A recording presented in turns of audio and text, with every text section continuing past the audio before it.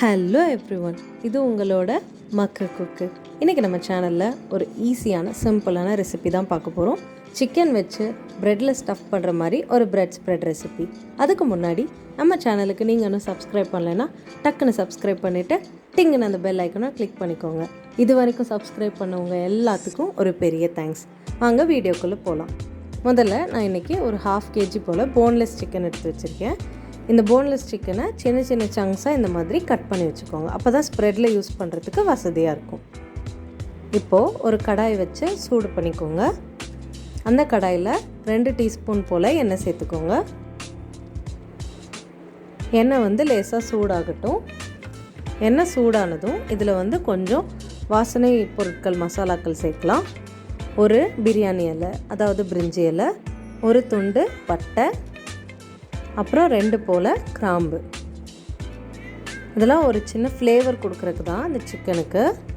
இதை இந்த எண்ணெயில் ஒரு நிமிஷம் நல்லா வதக்கிக்கோங்க. நல்லா வதங்கினதுக்கப்புறமா நம்ம குட்டி குட்டியாக சங்க்ஸ் பண்ணி வச்சுருக்க சிக்கனை இந்த எண்ணெயில் சேர்த்துடலாம். இந்த சிக்கனை நம்ம நல்லா குக் பண்ண போகிறோம், எண்ணெயில் நல்லா வதக்க போகிறோம். எல்லா சிக்கனையும் சேர்த்துட்டு ஒரு தடவை நல்லா கலந்துக்கோங்க.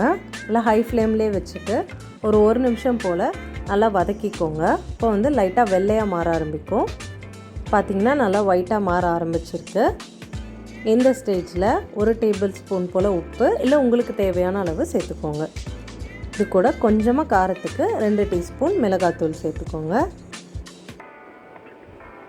இப்போ இதை நல்லா ஒரு தடவை உப்பும் மிளகாத்தூளும் எல்லா பக்கமும் படுற மாதிரி நல்லா கலந்துக்கோங்க. கலந்துட்டு இதை மீடியம் ஃப்ளேமில் வச்சு குக் பண்ணுங்கள். சிக்கனில் நம்ம எந்த தண்ணியுமே சேர்த்து தேவையில்லை. சிக்கன்லேருந்தே இந்த மாதிரி தண்ணி விட்டுரும். அதனால் எக்ஸ்ட்ராவாக நம்ம தண்ணி சேர்த்து தேவையில்லை.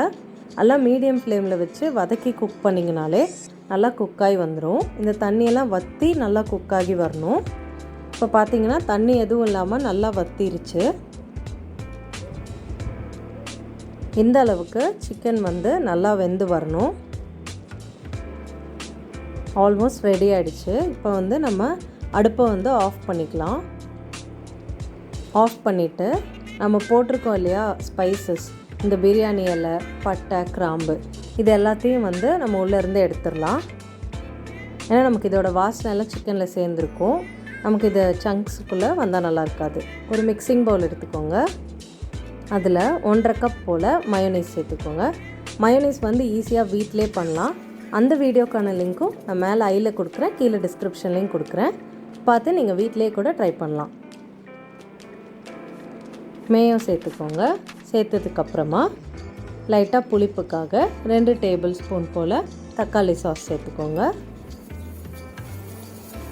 இதுக்கப்புறமா 1 டேபிள் ஸ்பூன் போல் ரெட் சில்லி சாஸ் சேர்த்துக்கோங்க.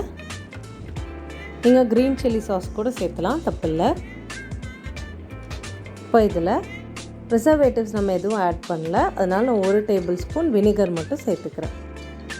இப்போது இந்த சாஸ் எல்லாமே ஃபஸ்ட்டு நல்லா பிளெண்ட் ஆகட்டும்.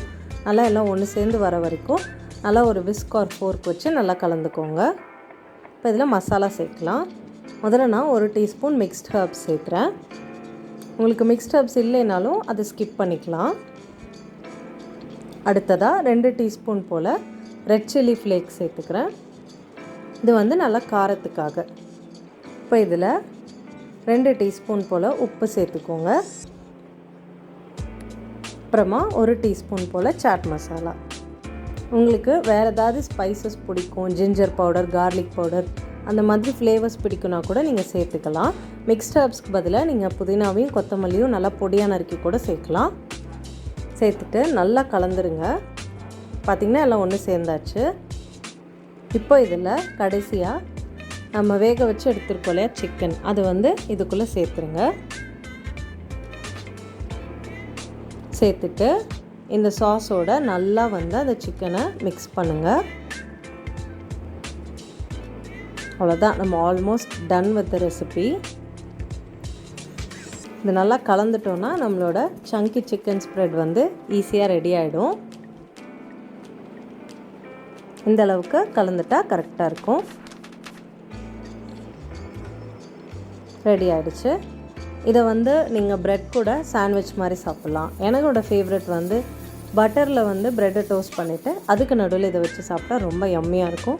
டேஸ்ட்டு சும்மா அள்ளும். இதை வந்து ஈஸியாக நம்ம வீட்டிலேயே செஞ்சிடலாம். இதை வந்து ஸ்டோர் பண்ணுறது ரொம்ப ஈஸி. ஒரு கிளாஸ் ஜாரில் போட்டு வச்சுட்டிங்கன்னா ஃப்ரிட்ஜில் வச்சுருங்க. 2 வாரம் வரைக்கும் கெடாமல் பத்திரமா இருக்கும். நம்ம இதில் ப்ரிசர்வேட்டிவ் சேர்க்காதனால ஹெல்த்தியும் கூட. கண்டிப்பாக வீட்டில் ட்ரை பண்ணி பார்த்து எப்படி இருந்துச்சுன்னு சொல்லுங்கள். இந்த வீடியோ உங்களுக்கு பிடிச்சிருந்தா லைக் பண்ணுங்கள், கமெண்ட் பண்ணுங்கள், ஷேர் பண்ணுங்கள். மறக்காமல் நம்ம சேனலுக்கு சப்ஸ்கிரைப் பண்ணி விட்டுருங்க.